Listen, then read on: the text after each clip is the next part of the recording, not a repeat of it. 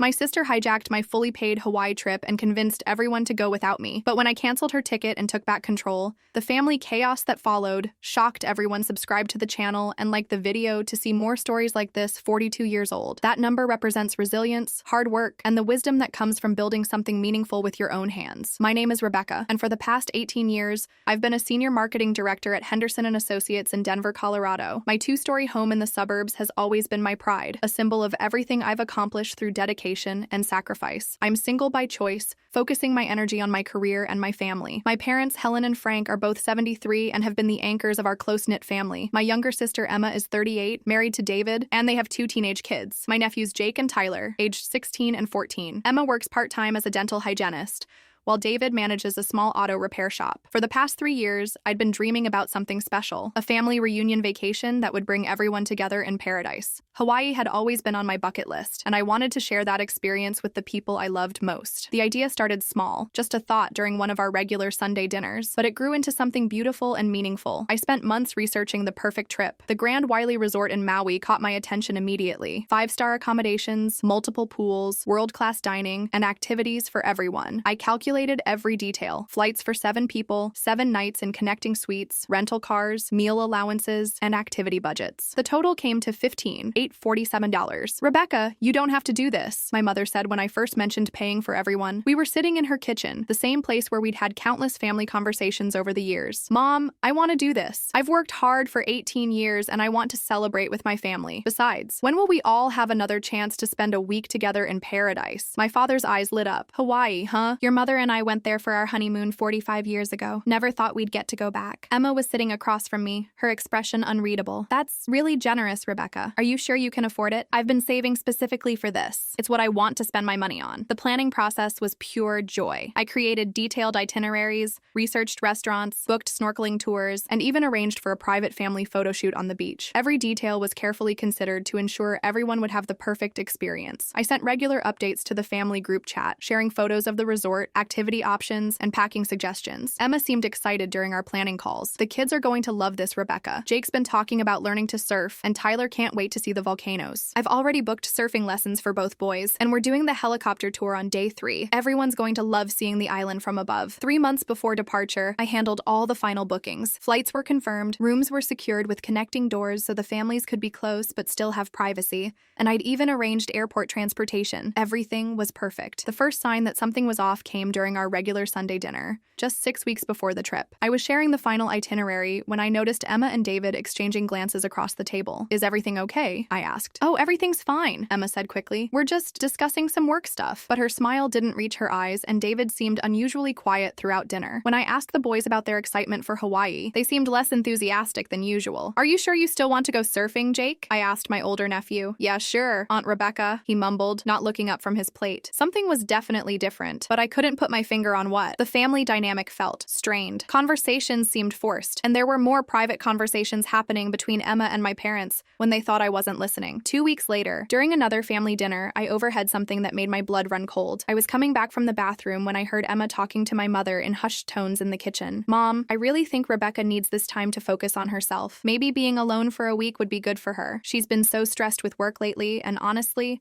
sometimes her controlling nature makes family trips difficult." My mother's response was too quiet to hear, but Emma continued. "I'm not saying we don't appreciate everything she's doing, but David and I were talking, and we think maybe she should consider staying home and letting us take the kids. She could use the house to herself to relax, and we could send her photos and videos of everything." I stood frozen in the hallway, my heart pounding. Emma was actually suggesting that I stay home from the trip I had planned and paid for entirely, the trip that had been my dream for 3 years. But what happened next would make me realize that Emma's suggestion wasn't just a thoughtless comment. It was the beginning of a carefully orchestrated plan that would test every ounce of strength I had. The next few days felt different. Phone calls that ended abruptly when I entered the room, side conversations between Emma and my parents that stopped the moment they saw me. David, who had always been friendly and talkative, suddenly seemed distant during our interactions. I tried to dismiss it as pre-trip nervousness, but the feeling in my gut told me otherwise. Then came the first direct attack. "Rebecca, we need to talk," Emma said during our weekly coffee meetup at Starbucks. She had insisted we meet,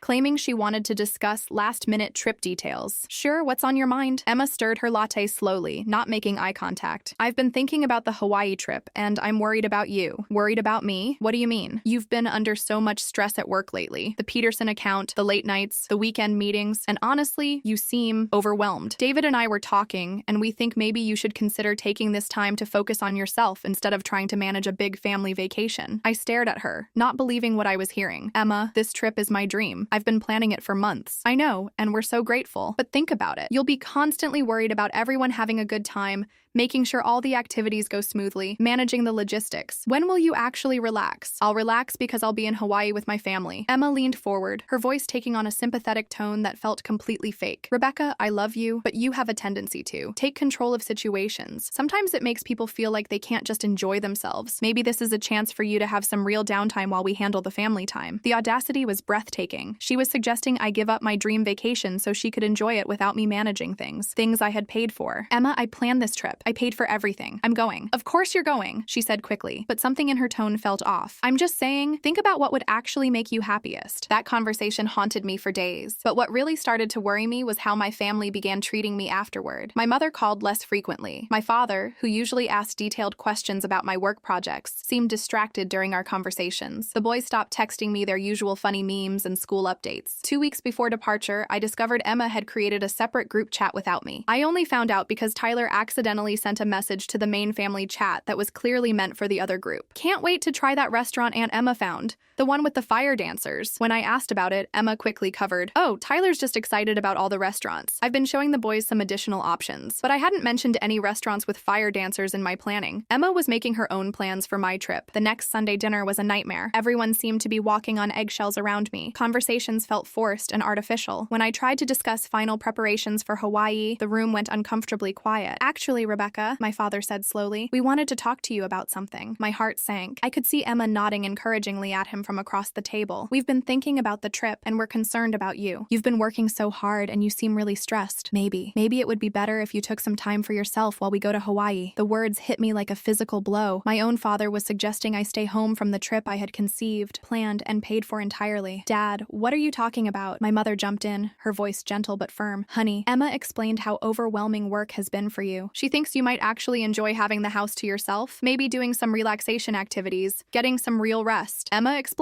I looked directly at my sister, who had the grace to look slightly uncomfortable. "I'm just worried about you, Rebecca. You've been so tense lately." "I've been tense because I've been planning a $15,000 vacation for 7 people. The room fell silent. David cleared his throat uncomfortably. The boys stared at their plates. "Rebecca," Emma said softly, "you don't need to throw money in our faces." "I'm not throwing money in anyone's face. I'm stating the fact that I planned and paid for this entire trip, and now you're all suggesting I don't go?" "We're not suggesting anything," my mother said quickly. "We just want what's best for you." But I could see the truth in their eyes. Somehow, Emma had convinced my entire family that I would be better off staying home, that they would all have a better time without me there. The drive home that night was the longest 20 minutes of my life. I sat in my driveway for 30 minutes, trying to process what had just happened. My own family, the people I loved most in the world, had just told me they didn't want me on the vacation I had given them. The next morning brought an even bigger shock. I was checking my email when I saw a confirmation message that made my blood boil. Emma had contacted the resort directly and requested to be listed as the primary contact for our reservation. She had also upgraded 2 of the rooms to ocean view suites and added several premium activities, all charged to my credit card. When I called to confront her, her response was devastating. "Rebecca, I thought you wanted us to have the best experience possible. I'm just trying to make sure everything goes smoothly since you're not coming." "I never said I wasn't coming." "Well,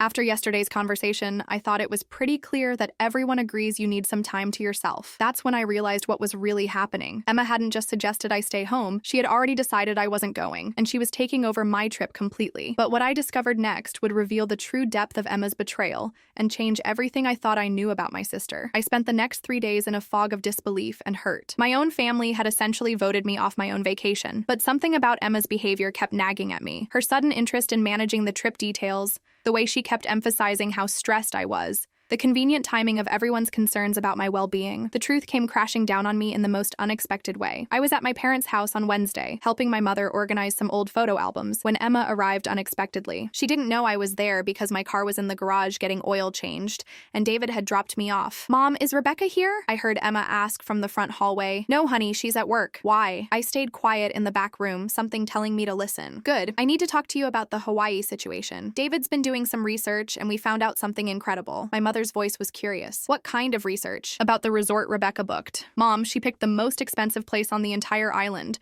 but there's a much better resort just down the beach that's literally half the price and has better reviews. David thinks Rebecca chose the expensive one to show off, but we could save thousands by switching. My heart started pounding. Emma was planning to change my resort booking, but Rebecca already paid for everything. That's the thing, Mom. If we switch, we'd save about $7,000. David and I were thinking. Rebecca's been talking about wanting to redo her kitchen for years. We could use the savings to hire contractors as a surprise gift for her while we're gone. She'd come home to her dream kitchen, and she'd never have to know we saved money by switching resorts. I sat frozen, listening to my sister spin this elaborate lie. Plus, Emma continued, the new resort has this amazing kids club program. Jake and Tyler would have so much more fun with other teenagers instead of having to stick with adults all week. And David found these incredible excursions that aren't available through Rebecca's resort. Deep sea fishing, private helicopter tours, sunset dinner cruises. That does sound wonderful, honey. But are you sure Rebecca wouldn't mind? Mom, think about it. Rebecca gets a brand new kitchen, we get a better vacation experience, and everyone wins. She'll thank us when she sees what we accomplished. My mother was quiet for a moment. Well, if you think it's best, there's just one thing. We need to act fast because the new resort has limited availability. David's already spoken to them, and they can hold our reservation until Friday.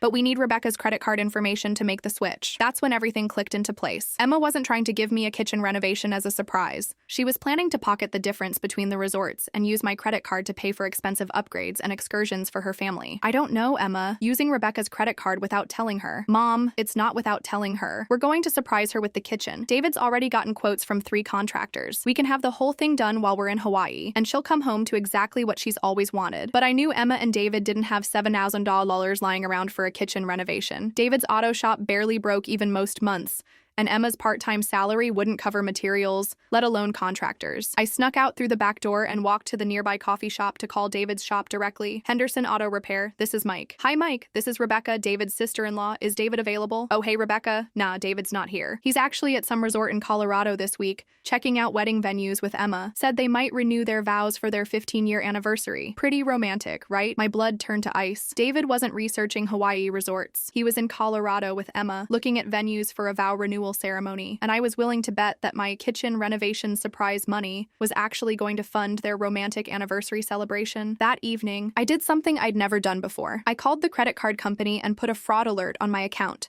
specifically mentioning that no one else was authorized to make changes to travel reservations or large purchases. Then I started digging deeper. I accessed my resort account online and discovered that Emma had indeed been trying to make changes. She'd attempted to cancel my original booking 3 times in the past week, but couldn't complete the process without my personal verification. She'd also tried to add her name as an authorized user on the reservation and had attempted to downgrade our rooms to standard accommodations, keeping the ocean view suites only for her family. But the most shocking discovery came when I checked the activity log for my online accounts. Emma had been trying to access my bank accounts, my airline reservations, and even my work email. The login attempts were traced to her home IP address. My sister wasn't just trying to take over my vacation. She was attempting to steal from me, using our family's trust and love as cover for what amounted to financial fraud. Friday morning, I got a call that confirmed my worst fears. Rebecca, honey, we need to talk, my mother said, her voice strained. Emma's very upset. She says you've blocked her from making the resort changes for your surprise kitchen renovation. Mom, there is no kitchen renovation. What do you mean? Emma and David are in Colorado this week looking at venues for a vow renewal ceremony. They're planning to use the money they save by downgrading my vacation to pay for their own celebration. The silence on the other end of the phone was deafening. Rebecca, that can't be true. Emma wouldn't. Mom, call David's shop. Ask Mike where David is this week. Another long silence, then quietly, oh my God. The conversation that followed changed everything. My mother was devastated to learn how thoroughly Emma had manipulated her. She'd convinced my parents that I was having a breakdown at work,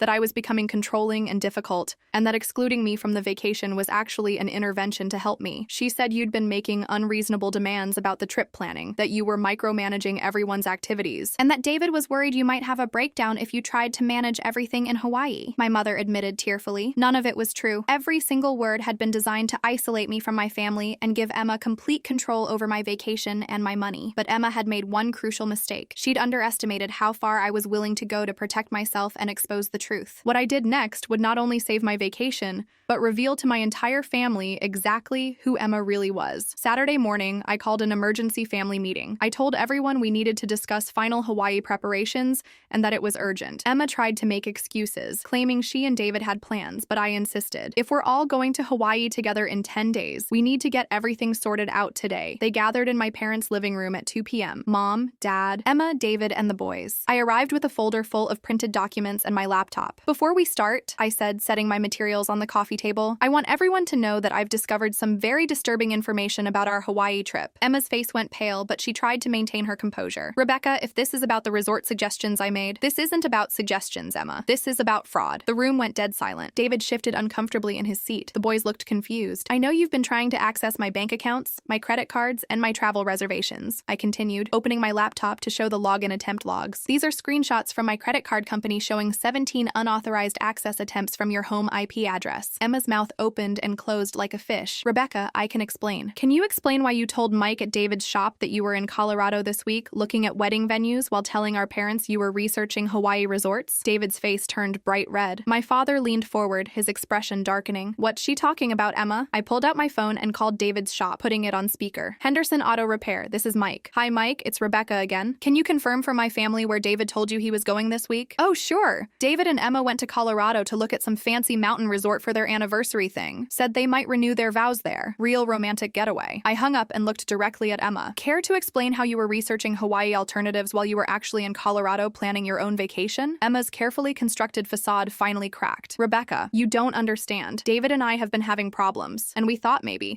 you could steal $7,000 from me to pay for marriage counseling in the mountains? My father stood up abruptly. Emma, what the hell is going on? Dad, it's not what it looks like. Rebecca's been so stressed, and we thought if we could save money on the Hawaii trip, we could surprise her with something she'd really want. Like what? I asked coldly. Like a kitchen renovation. I pulled out another document. Here's the estimate from the credit card company showing exactly how much you were planning to pocket by switching resorts. $6,847. Here's the cost of your Colorado mountain resort weekend. $400. Here's the cost of the vow renewal package you inquired about. $200. The math is pretty simple. My mother gasped. Emma, you weren't planning any kitchen renovation at all. And there's more, I continued. Emma told you I was having a breakdown at work, that I was becoming controlling and difficult. She convinced you to exclude me from my own vacation by making you think it was an intervention. I turned to my nephews, who were staring at their mother in shock. Boys, your mom told you I didn't want you to go surfing or see the volcanoes, didn't she? That I was planning boring adult activities? Jake nodded slowly. She said you wanted us to stay in the hotel most of the time for educational talks about Hawaiian history. I never said anything like that. I booked surfing lessons for both of you, helicopter tours, snorkeling trips,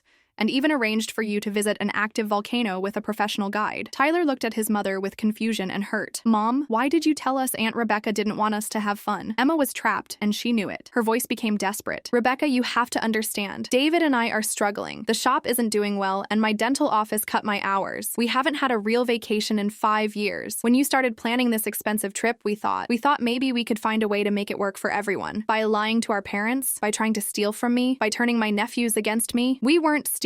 We were going to pay you back. With what money, Emma? You just said you're struggling financially. David finally spoke up, his voice barely a whisper. Emma, we agreed we were just going to ask Rebecca if she could help us with a small loan for our anniversary. Emma whirled on him. David, shut up. But the damage was done. Even David hadn't known the extent of Emma's deception. My father's voice was stone cold. Emma, you manipulated your mother and me into believing Rebecca was having mental health problems. You convinced us to exclude our daughter from a vacation she planned and paid for. You attempted to commit fraud using her credit cards. And you lied to your own children about their aunt. Dad, please. I'm not finished. His voice got louder. You made us accomplices in hurting Rebecca, and you were planning to steal money from her to fund your own secret vacation. My mother was crying silently. Emma, how could you do this to your sister? To us. Emma's desperation turned to anger. You all act like Rebecca is so perfect. She's always been the golden child, the successful one, the one who gets everything she wants. For once, I wanted something for my family. Then you should have asked, I said quietly. If you'd told me you were struggling financially, if you'd asked for help with your anniversary or your marriage, I would have helped you. But instead, you chose to lie, manipulate, and steal. The room erupted. My father demanded Emma leave immediately. My mother was sobbing. David was trying to apologize while Emma screamed at everyone. The boys were confused and upset, not understanding how their mother had become the villain of their family. In the middle of the chaos, I stood up and made an announcement that silenced everyone. The Hawaii trip is still happening, but Emma, you're not going. Emma's face went white. Rebecca, you can't. I absolutely can. I'm the one who paid for everything. I'm the one whose name is on all the reservations, and I'm the one who gets to decide who comes with me. I looked at David and the boys. David, Jake, Tyler, you're still invited if you want to come. This was never about punishing you for Emma's choices. David shook his head sadly. Rebecca, I can't leave Emma behind. We need to work through this as a family. I understand, I said, but my offer stands. Then I turned to my parents. Mom, Dad, you're both still coming, right? My mother wiped her tears. Of course, honey. We owe you the biggest apology. Emma made one last desperate attempt. Rebecca, please, I'll pay you back. I'll do anything. Don't take this away from my children. You took it away from them when you chose to lie and manipulate instead of asking for help. What happened next would prove that sometimes the most painful decisions lead to the most beautiful outcomes. The week following the confrontation was chaos. Emma called me 17 times the first day alone, alternating between tearful apologies and angry accusations. I blocked her number after she left a voicemail calling me a vindictive bitch who destroyed her family. David reached out separately, asking if we could meet for coffee. When we sat down at our usual Starbucks, he looked exhausted. Rebecca, I need you to know that I had no idea about the credit card attempts or the lies she told your parents about your mental health. I thought we were just going to ask you for a small loan for our anniversary. I believe you, David, but why didn't you tell me you two were struggling? He rubbed his face with his hands. Pride, I guess. Emma kept saying she'd figure something out. When she told me you'd offered to help with our anniversary as a surprise, I believed her. What's happening with you two now? Honestly, I don't know. The boys are asking questions I can't answer. Jake wants to know why Mom lied about you, and Tyler keeps asking if we're getting divorced. Emma's been staying at her friend Sarah's house since Saturday. My heart broke for my nephews. David, I want you to know that my offer still stands. If you and the boys want to come to Hawaii, you're welcome. Emma's actions don't change how I feel about you or the kids. I appreciate that, Rebecca, but I can't leave right now. Emma and I need to figure out if we can save our marriage, and the boys need stability. That same day, my mother called with an update that shocked me. Rebecca, honey, your father and I went to see Emma yesterday. How did that go? Not well. She's been telling people that you stole her vacation and that we're taking your side because you have more money. She actually asked us to give her the money for Hawaii instead of going with you. I was speechless. Of course we said no, my mother continued. But Rebecca, I'm worried about those boys. They don't understand why their mother is suddenly the family villain. Do you think I should talk to them? I think that would mean the world to them. So that evening, I drove to David's house. Jake and Tyler were in the front yard throwing a football, and they both ran to hug me when I arrived. Aunt Rebecca, are you really going to Hawaii without us? Tyler asked, his eyes sad. I sat down on their front steps with both boys. Boys, I want you to understand something. I planned this trip because I love our family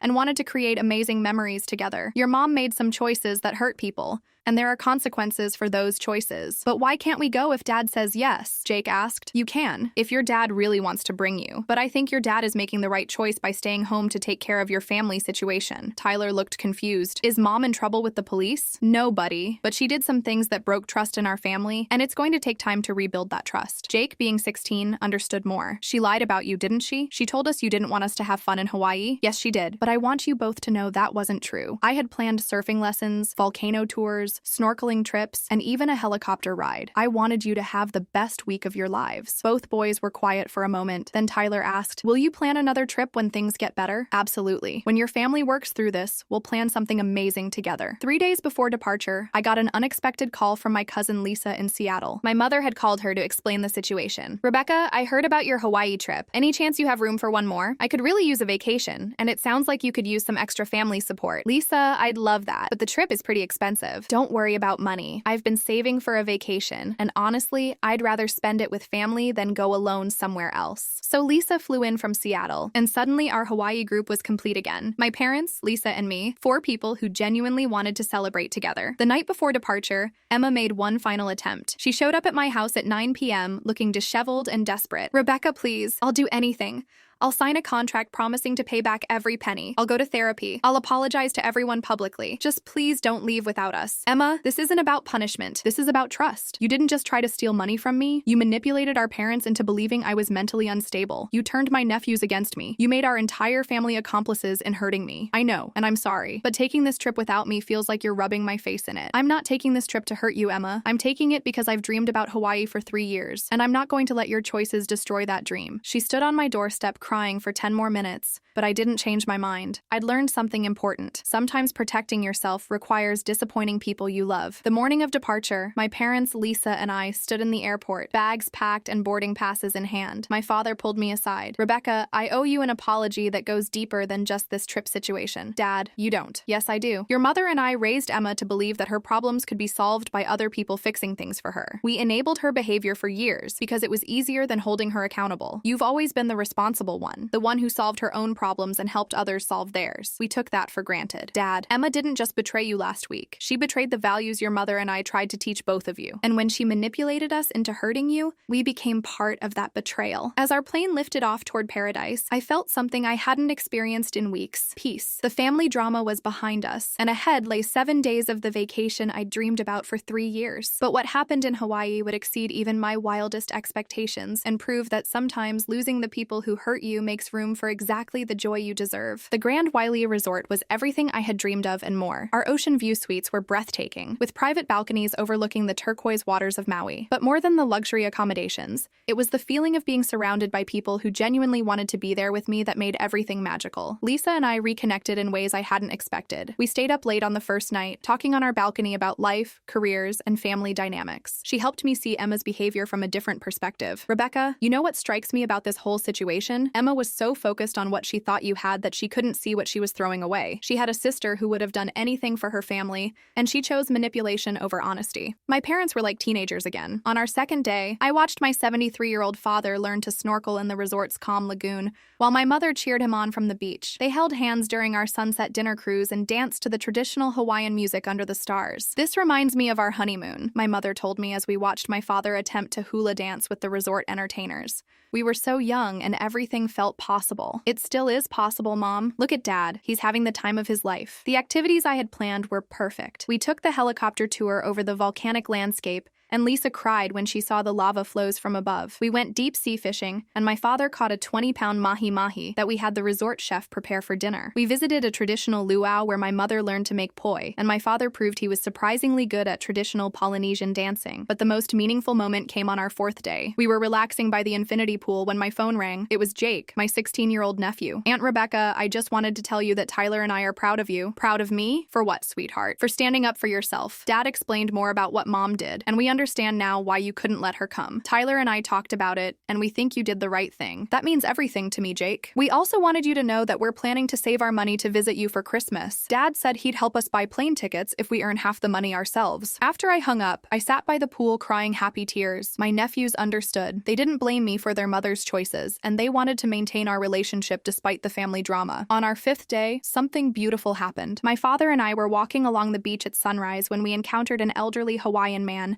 setting up for his morning fishing ritual. You folks enjoying your stay? He asked in a warm, gravelly voice. It's been absolutely perfect, my father replied. The man, who introduced himself as Koa, invited us to join his fishing ritual. As we stood in the gentle surf, he shared stories about Hawaiian culture and the importance of ohana, family. You know, Koa said, casting his line into the calm morning waters. Ohana doesn't always mean blood relatives. Sometimes ohana is the people who choose to love and support you, who celebrate your successes and stand by you during challenges. He looked directly at me. Young lady, you have the glow of someone who's learned to protect her own spirit. That's a sacred thing. Somehow, this stranger understood exactly what I needed to hear. Our last full day in Hawaii brought an unexpected surprise. The resort manager approached us during breakfast. Mrs. Henderson, I understand you organized this entire trip for your family. We've been watching your group this week, and we're so impressed by the love and joy you share. We'd like to offer you and your family a complimentary upgrade for your last night, our presidential suite with a private beach access. That's incredibly generous, but we're already in beautiful rooms. Please, we insist. It's our way of celebrating families who truly embody the aloha spirit. That night, we gathered in the presidential suite for our farewell dinner. The private chef prepared traditional Hawaiian dishes while we shared our favorite memories from the week. Lisa gave a toast that made everyone cry. To Rebecca, who showed us that sometimes protecting your own happiness isn't selfish. It's necessary. You didn't just plan a vacation. You created a week that reminded us what unconditional love and respect look like. My father raised his glass. To my daughter, who taught an old man that it's never too late to learn new things about the people you love most. My mother's toast was simple but perfect. To Rebecca, who gave us the gift of remembering why family is worth fighting for. On our flight home, I reflected on everything that had happened. 3 weeks earlier, I had been devastated by my sister's betrayal and my family's willingness to exclude me from my own dream vacation. But the experience had taught me invaluable lessons about boundaries, self-respect, and the difference between family by blood and family by choice. Emma had texted me twice during the week, once to ask if I was having fun rubbing it in,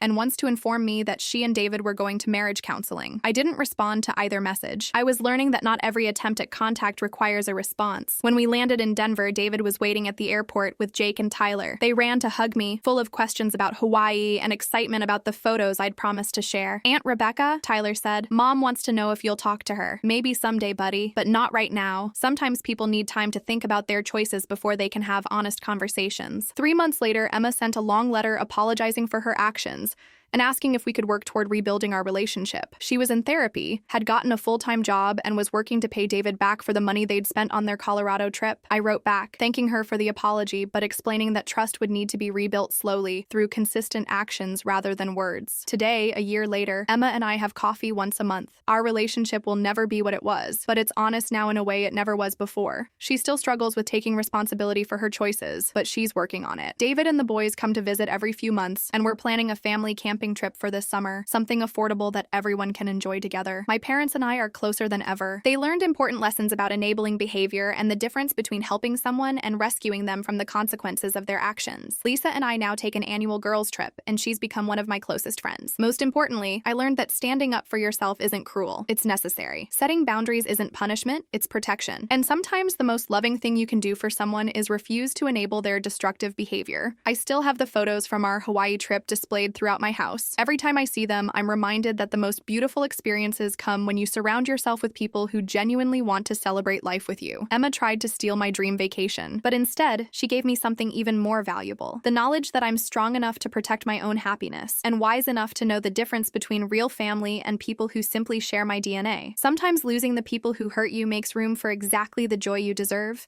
and sometimes standing up for yourself opens the door to relationships built on genuine love and respect rather than obligation and manipulation. What do you think about this story? Have you ever had to set difficult boundaries with family members who tried to take advantage of your generosity? I'd love to hear your thoughts in the comments. Sometimes the hardest lessons lead to the most beautiful growth. Thank you for listening to my story, and thank you for all the support in the comments. It means more than you know.